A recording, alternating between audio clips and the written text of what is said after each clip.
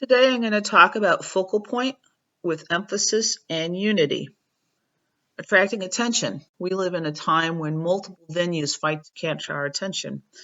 Although billboards and televisions, etc., they are still players, the internet is our largest draw for our attention.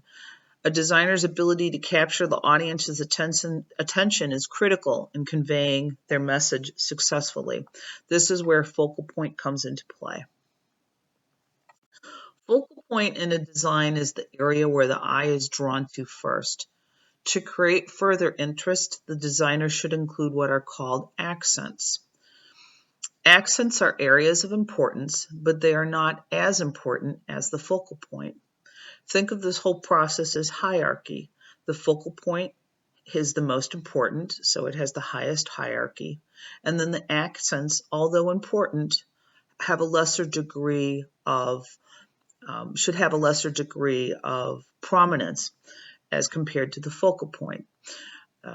In this piece over here, your eye comes in either here or here. It bounces. One's the focal point, one's the first accent, and then we start having other areas that our eye is drawn to through higher, accents with lesser hierarchy. Accents. Accents are an important part of focal point. Depending on how the accents on the picture plane are handled, your eye will move from the focal point across the remainder of the design.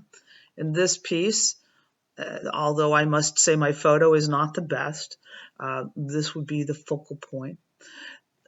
These areas of yellow, these rectangles and squares of yellow are accents, pulling your eye throughout the picture plane.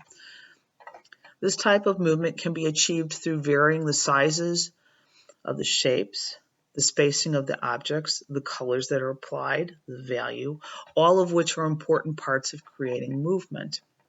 As we'll see later, sometimes it's difficult to tell which is the focal point and which is the first accent. Unity. Unity pulls a design together. If a design lacks unity, it feels incomplete or unintentional to the viewer. Unity can be created by repeating shapes, forms, colors, values, patterns, textures, etc. Sometimes it's as simple as adding a border around a design or adding a background value. It can be subtle or it can be obvious, but in any case, it should bring a sense of cohesiveness to the overall design. So I would ask, what do you feel is creating unity in this piece?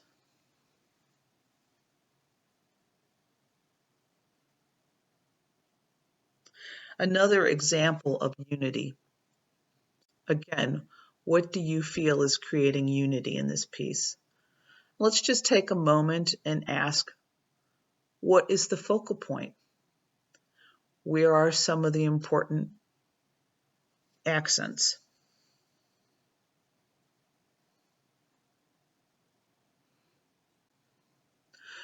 Over-unified. The drawback to unity is if a design is over-unified, it runs the risk of being stagnant. To avoid over-unified design, include areas of emphasis. This example that I've gotten here is actually very bad design, so please do not do this. And it is over-unified. Okay, emphasis. Focal point and accents are important parts of emphasis. Emphasis is defined as standing out or different. Like unity, it can be created with shapes, forms, colors, values, so on and so forth. But it needs to call importance to itself by being different. Think focal point and accents as these all tie together. So what do you feel in this piece is creating emphasis?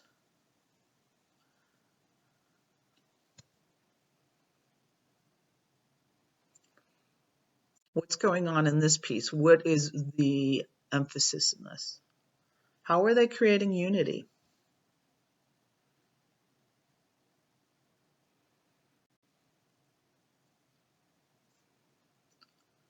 In this piece, what do you feel is creating emphasis?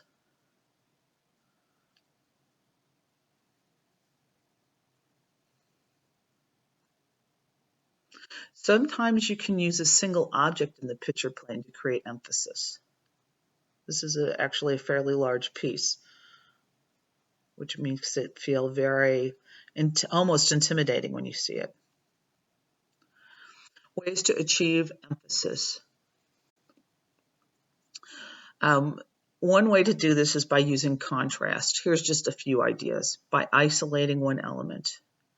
Change the direction of the shape or lines of the area that you want to emphasize. Making one element distorted or making everything else distorted and one element not. Change in size of one object.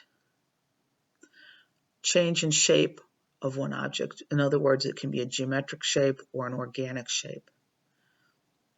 Changing the color of one object. Changing the brightness of one object. These are just a few examples of how you can contrast things and create emphasis. Now, there are 3 different ways to create a focal point. One's contrast, isolation, and the last is placement. So let's start by looking at contrast. Many things can be used to create contrast.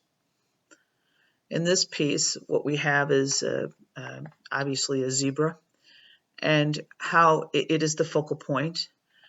And to break down what your eyes are telling you, basically, here's this animal that has this pattern on it. It's a fairly intense pattern. And when you look at the surrounding area, the background, as we would often call it, it's actually fairly monochromatic. It's not got a lot of energy as compared to the pattern on this sole animal. So this is one way to create contrast with focal point.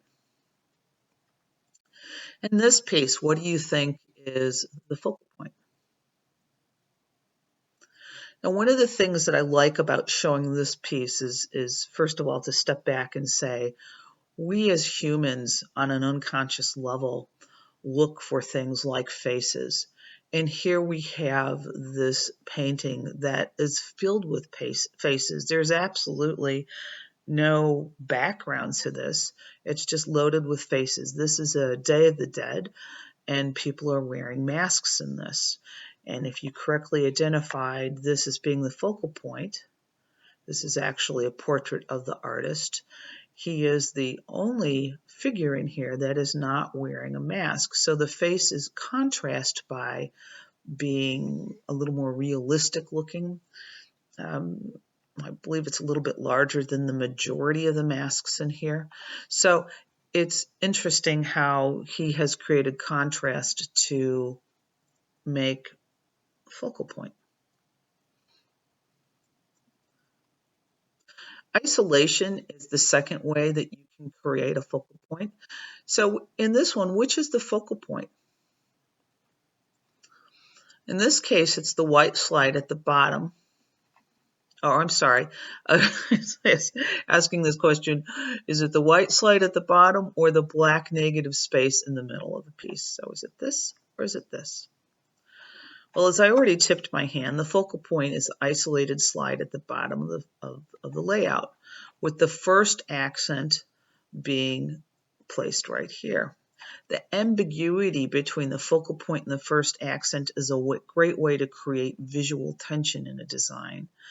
But it needs to be created with clear intention. In other words, you need to have thought out in advance. Where's my focal point and where do I want the viewer's eye to go after that? Where's the first accent?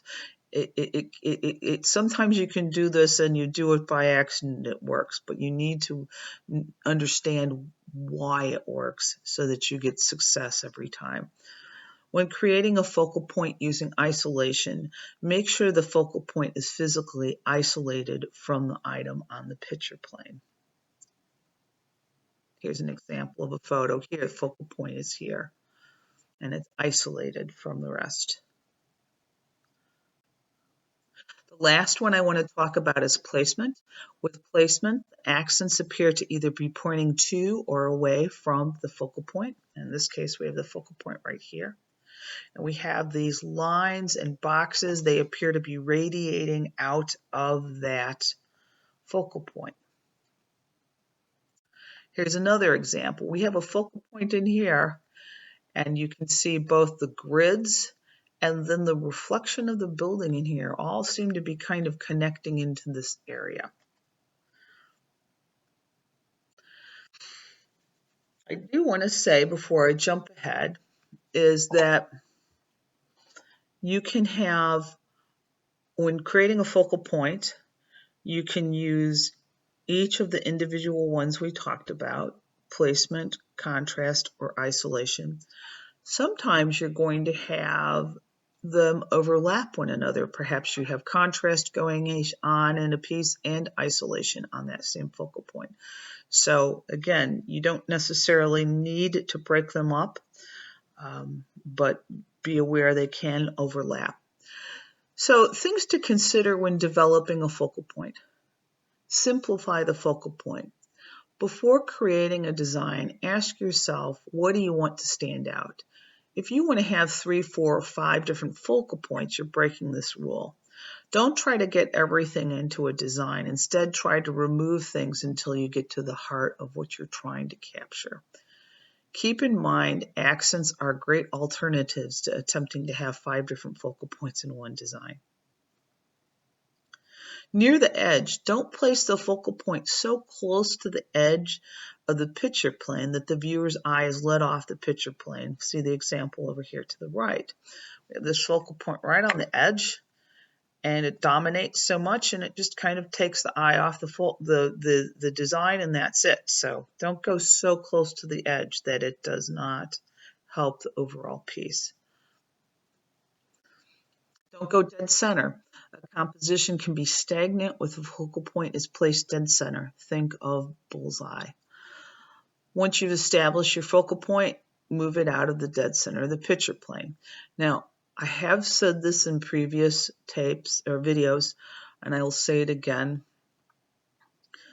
Every rule, you should understand it and then go ahead and break it. And I can think of several compositions where they have put the focal point dead center, and it's worked out quite well. But understand why it works and why it does not work. Focal points can be created by many compositional elements. It does not need to be placed in the center of the picture plane, nor does it need to be clearly defined. It can be a larger shape that pulls the eye into smaller areas, the negative space, for example, a piece on the right, or it can be created by value, etc., and so forth. So if we look at this piece here, which is a 3-dimensional piece, we're actually brought in here first by the negative space, and then we go around and look at the other parts of the piece of art. So focal point doesn't have to always be obvious as far as what you've used to create it. Absence of focal point. Sometimes an artist doesn't want a focal point. For example, abstract expressionist Lee Krasner wanted the viewer's eye to move continually throughout the picture plane, not resting in any one particular spot. Having several accents throughout the piece pulls the viewer eye throughout the canvas. She's using color and contrast to do this. Common places where a focal point would not be desired is in the creation of fabric or wallpaper design. That's it.